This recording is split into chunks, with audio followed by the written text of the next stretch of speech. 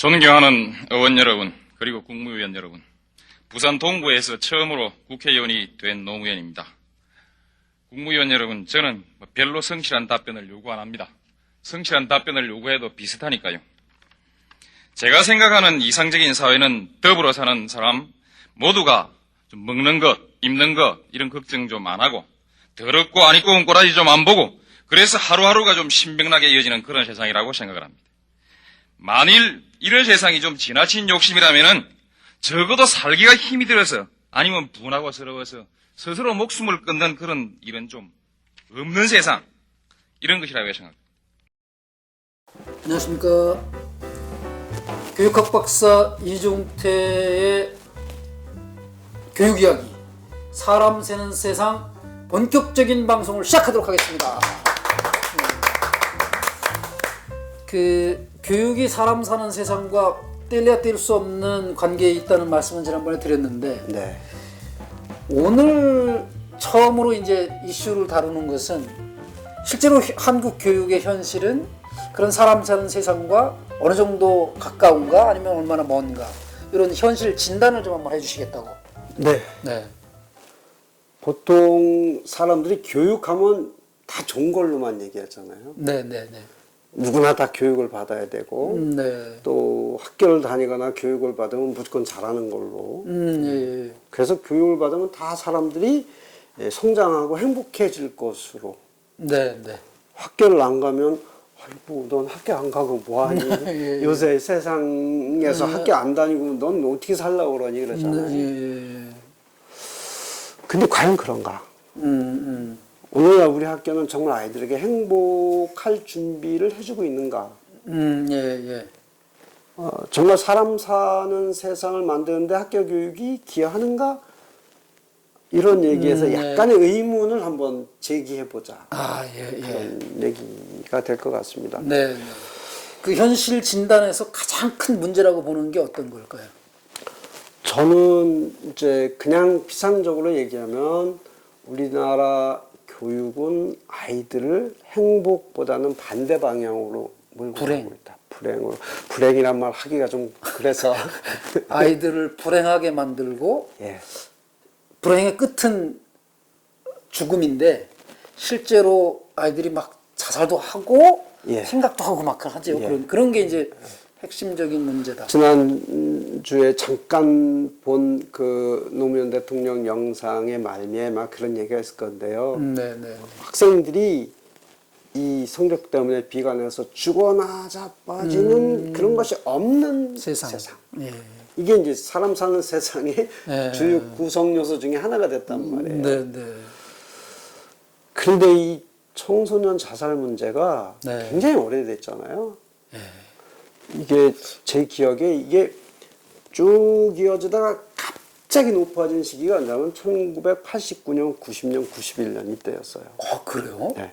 오. 그래서 그때는 이 우리 사회 전체가 이거 큰일 났다 그래가지고 교육의 총체적 위기라는 말을 그때 쓸 정도로 심각했었습니다. 아, 예. 사실은 우리나라에 그 막 등장했던 대한 학교들이 그때 처음 등장했어요. 예, 예. 그 청소년 자살과 우리나라 대한 교육의 시작이 기원이 같은 거예요. 거네요. 예. 왜냐하면 우리 아이들 이렇게 입시 위주의 교육에서 방치해서 내버려두면 안 된다. 네.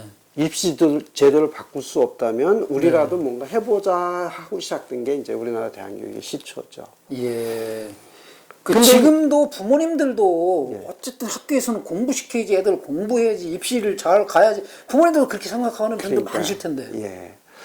그래서 이제 그렇다고 공부를 하지 말라고 할 수도 없고 네, 네. 공부는 해야 되는데 네.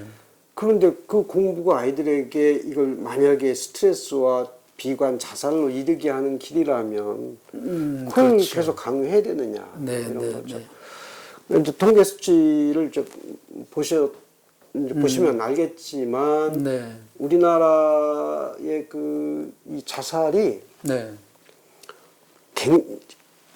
굉장히 많을 때는 1년에 막 4,500명씩 될 때도 있었어요. 예, 예. 요즘은 학생 수 전체도 줄어서 그래 조금 줄었는데 네. 네. 요 도표로 보여주는 건 2012년 통계라서 아주 옛날 건데 네, 그때가 하루에 한 명꼴이라고 그랬어요. 365명 1년에. 그러니까 한 350명. 350명. 예. 50명. 근데 지금은 조금 줄긴 했을 거예요. 네, 네. 그래도 200에서 250명 정도가 매년 자살하는. 네. 참 대단한 숫자예요, 사실. 예. 더더군다나 지금 학생 수가 굉장히 줄었잖아요. 네, 네. 저는 그 기사를 볼 때마다 가슴이 미어집니다. 예, 예. 아니 지금 한 명이 새로운 때인데 네, 네. 또 이런 거죠. 예, 물론 예, 지금 예. 뭐 우리 그 대학생들이나 청년들 알바하다가 공장에서 이렇게 안전사고로 죽는 거와도 똑같이 그냥 가슴이 아픈데 네, 네. 거기까지 가지도 못하는 그야말로 이 행복하게 초중고생들이, 해맑게 살아야 되는 초중고생들이 그렇게 가는 게 네, 너무 네. 가슴 아픈 거죠. 이게 정말 왜 이게 교육이 뭐가 잘못돼서 정말 입시 위주 교육이라는 게 사람을 정말 이 청소년들을 그렇게 죽음으로까지 내모는 그게 우리나라 말고 다른 데도 있는 거예요, 이런 게 어떻게 되면? 뭐 조금씩은 있겠죠. 근데 네. 우리처럼 성적을 비관해서 자살하는 학생이 있는 나라는 거의 유일하지 않을까 네. 싶습니다. 하여간 청소년 자살률 이런 게 세계 1위라는 게 뉴스 나올 때마다 해마다 그런 거 같아요. 청소년 자살률이 세계 1위는 아니에요. 1위는 아니에요? 네, 그게 학고부동한 얘기가 뭐냐면 청소년 사망률 중에 자살이 1위다. 아, 그런 게 있고요. 예. 전체 국민 중에 자살률이 우리나라가 1등입니다. 전체 국민 중에 네. 자살률. 그런데 아, 예. 청소년들의 경우에는 상위권이지 1위는 1위는 아니에요. 아니고, 네. 예, 예. 아, 어쨌든 심적 갈등이나 뭐 학업 스트레스, 예. 뭐 이런 거 입시에 낙방할까봐 아니면 자기가 원하는 대학을 못 그렇죠. 갈까봐 그 받는 스트레스로 여기 또 다른 통계를 보면 네. 이렇게 보시다시피 청소년들이 자살을 택하게 되는 원인 예, 예. 1등이 성적입니다. 성적, 입시, 성적. 입시 성적. 그 같은 얘기죠, 사실 이게. 예, 예. 예. 물론 그 외로움이나 이성 문제나 뭐 가정 문제나 이런 것도 있지만 있지요. 그거보다 월등히 높은 게 네. 성적. 성적. 예, 입시 스트레스. 예, 스트레스 이런 거니까 예, 예. 결국은 우리가 지금 학생들을 너무 경쟁으로 몰고 가고 있는 것이 네. 이제 예. 그런 자살이 높아지게 만드는 원인이 되는 거죠. 이거 문제를 교육학에서는 지속적으로 그 좀 진보적인 생각을 가진 분들이 이종태 박사님 포함해서 지속적으로 뭐 문제 제기를 했을 거 아니에요. 이런 거 오랫동안 해오셨고 뭐 대안이 있죠. 학교 교육을 어떻게 하면 이런 데서 좀 우리 청소년들이 벗어날 수 있지 않겠느냐. 이게 근데 거의 다람쥐 쳇바퀴처럼 돼 있어가지고 네. 이 문제를 해결하면 이게 문제고 뭐 이렇게 서로 이렇게 엇갈려서 네네. 근데 제일 사람들이 얘기를 많이 하는 게 입시 위주의 교육을 좀 탈피해야 된다. 예, 예. 근데 입시 위주의 교육을 탈피하려면 이제 대학 입시 제도가 바뀌어야 되는데 근데 대학 입시 제도가 바뀌려면 또 이 대학 서열화를 또 바꿔야 예, 되고 예. 대학 서열화는 인위적으로 바꿀 수가 없잖아요. 네, 그럼 네. 사람들이 뭐 어느 대학이 좋으니까 어느 대학 가면 취직이 잘 되거나 거기 가겠다니 못 가게 할 수 없단 말이에요. 네, 네, 네. 그러면 이제 그렇지 못한 대학들에게 더 많은 지원을 해야 되는데 형평성 문제가 있고 네, 네. 또 그게 교육과정과 연관되고 진짜 난맥상이네요. 어떻게? 근데 제일 문제가 저는 네. 인식이라고 생각합니다. 아, 국민 예, 인식. 예. 예. 교육이라고 하는 것이 네. 이제 아이들을 경쟁시켜서 공부 잘하는 애들은 잘하는 애들대로 좋은 학교 보내고 그렇지 않은 아이들은 그냥 시원찮은데 가게 만드는 이 서열화가 자연의 질서와 마찬가지로 당연히 받아들여야 된다 이런 생각을 가지고 있어요. 네, 예, 예. 그래서 평준화라는 거에 대해서도 굉장히 반발이 심했잖아요. 네, 네. 이제 그런 인식이 이제 계속 이제 강하게 남아 있는 데다가 이제 그 학교에서 가르치는 선생님들이나 배운 학생들이 그 방법 말고 다른 교육은 없다고 생각하는 거죠. 네. 근데 사실 핀란드에서 많은 사람들이 이제 갔다 오고 그랬지만은 네. 핀란드 같은 경우에는 초등학교 입학해서 중등학교 말하자면 우리나라 한 고1 수준까지 이게 이제 중등학교인데 네. 졸업할 때까지 시험을 안 봐요. 네, 예, 예. 시험을 안 보면 네. 공부 안 하잖아요. 네, 우리나라는 그렇죠. 근데 걔네들은 그래도 잘한단 말이야. 아, 예. 물론 시험이라고 하는 게 우리처럼 등수 먹이는 시험을 안 본다는 거지. 네. 아이들이 진단을 진단. 해서 뭐 그런 시험은 본다고 그래요. 네. 그러니까 아이들은 스웨덴 아니 저 핀란드 아이들은 시험을 봐도 스트레스 안 그래서 받는 거예요. 틀려도 내가 이걸 몰랐었네 네. 하고 그걸 자기가 교정하는데 자료를 쓸 뿐이지 네, 네. 그걸 가지고 큰일 나네 쟤보다 내가 못하네 이런 경쟁의식을 안 갖는다는 거예요. 예, 예. 저는 정말 노력을 하면 바꿀 수도 있다고 생각하는데 네. 교사나 학부모나 대학이나 또 뭐 기업체 이 선발까지 다 네. 연관되는 건데 이거를 바꾸려는 우리 범사회적인 노력이 이제 필요하지 않나 싶은 거죠. 네. 경기도에서 다른 데도 그럴 텐데 혁신학교라고 있잖아요. 네. 교육감님들이 추진하는 그 정책에 따라서 이제 혁신학교를 지정하기도 하고 그래서 혁신학교를 운영해 보면 좋아하는 학부모님들도 있지만 그 혁신학교에 갈까봐 부모들이 막 안절부절하고 예, 또 어디는 뭐 거기 반대해서 공부를 혁신학교를 예, 못하게 하기도 하고 막 그런 부분들 많이 있잖아요. 이게. 그러니까 이제 그 부모님들은 이제 대학 입시라고 하는 것을 지상 과제로 보고 예, 예. 우리 아이가 저 좋은 대학을 가려면 네. 학교 다니는 동안에 열심히 공부해야 되는데 혁신학교 보내면은 무슨 체험이다 뭐다 네, 해서 네. 다양한 활동을 하게 하고 공부를 안 못하게 시킨다. 한다. 이런. 근데 이제 뭐 이건 앞으로 주구장창 해야 될 얘기지만 네, 네. 우리 학교에서 애들 사실 이제 요 통계를 보면은요. 우리 아이들이 세계에서 공부하는 시간이 월등히 한 2배쯤 높아요. 그러네 여기 도표를 보니까 네. 이 수업 하나 학습 시간은 뭐 최고도 비교가 안 되는 비교가 거죠. 안 될 정도로 고름 위에 있잖아요. 예, 고름 예. 위에. 딱한 학기만 우리나라만 이거 한국이 여기 딱 여기 위로 가 있어요. 그런데 그 예, 예. 능력, 역량 이거는 뭐 비슷하거나 우리가 오히려 낮아요. 낮고 예, 이게 여기 있는데 야 이게 그러니까 결국은 아이들이 이렇게 많은 시간 또 사교육비까지 엄청나게 들어가면서 공부하는 이유가 네, 네. 도대체 뭐를 위해 하는 거냐? 아이들이 발전을 위한 것도 아니고 네, 네. 행복한 것도 아니고 그렇다고 뭐 다 좋은 대학 가는 것도 아니고 예, 예. 또 나중에 뭐 좋은 직장 취업할 수 있는 데 도움이 되는 것도 아니고요. 네, 네. 그 너무나 소모적인 예, 예. 아무에게도 도움이 안 되는 이 현실이 수십 년 동안 계속되고 있는 거죠. 네. 그래서 이제 어떤 분들이 이걸 뭐라고 비유하냐면 죄수의 딜레마. 딜레마. 죄수의 딜레마가 거기하고 또 연결이 되나요? 그 이제 죄수의 딜레마가 뭔가 하고 저도 이제 공부를 해봤더니 예. 이런 거예요. 죄수 2명을 데려다가 예, 공범인 죄수 2명을 잡았어요. 예.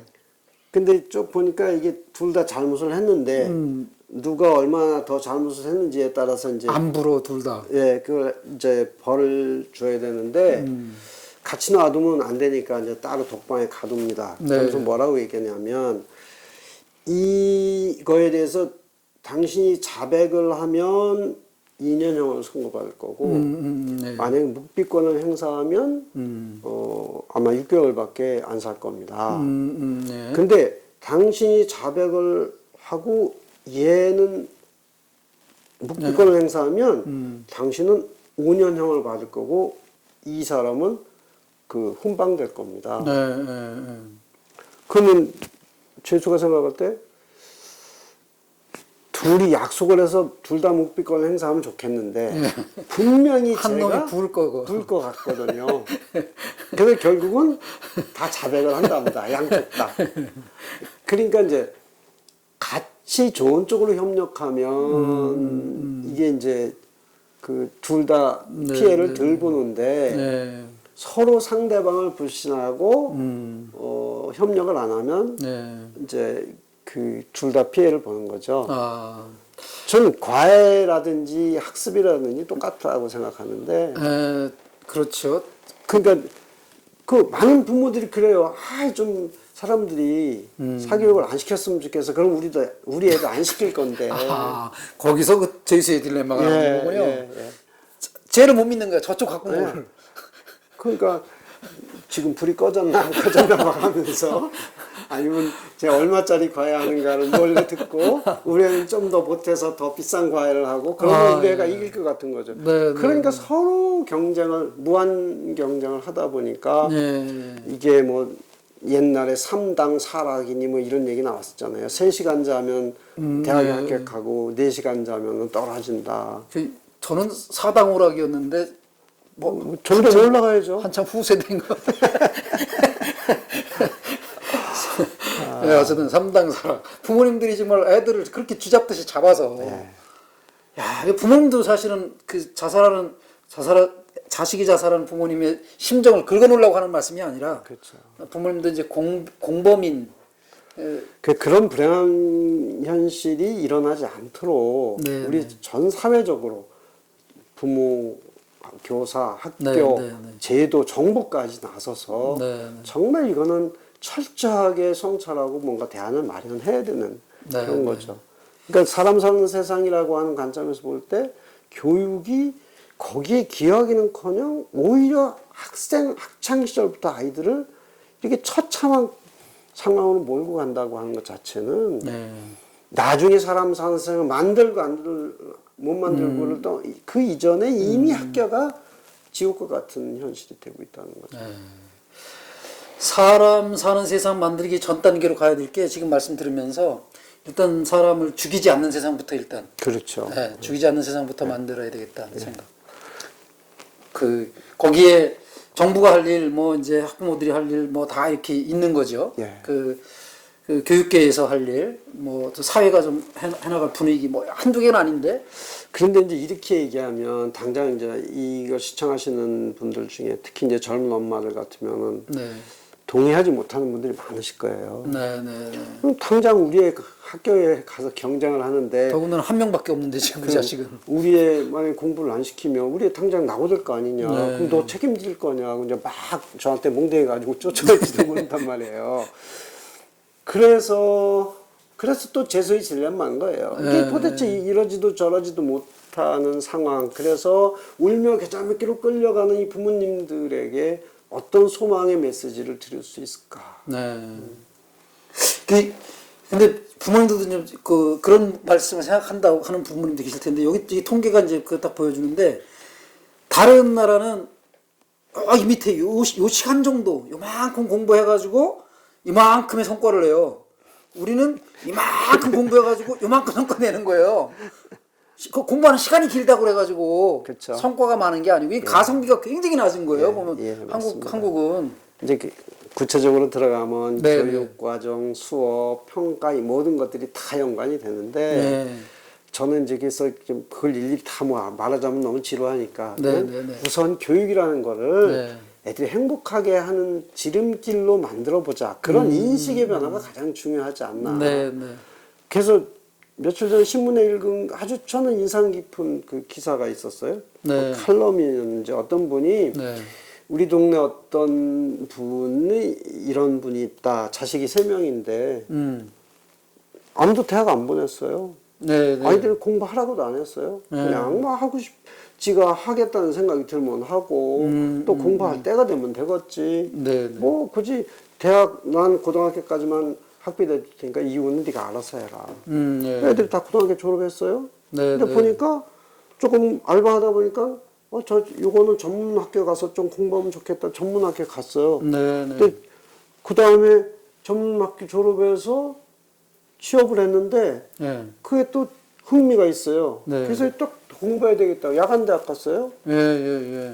둘째는 그냥 졸업하고 나서 저 동네 그 뭐 이렇게 조그만 도서관 이런 데서 이제 알바하다 보니까 네. 거기서 맨날 저녁마다 어른들이 세미나를 하거든. 그러니까 여기도 키우, 저기도 키우, 역사도 배우고 뭐 예, 예. 커피, 뭐 바리스타도 배우고 온갖 걸 다 배우다 보면 너무 재미있거든. 와, 예. 그러니까 그래서 그 아이가 거기서 간사를 했어요. 그 조그만 이제 그 네, 네. 도서관. 근데 이 아이가 간사를 하다 보니까 친구들이 하나둘 와요.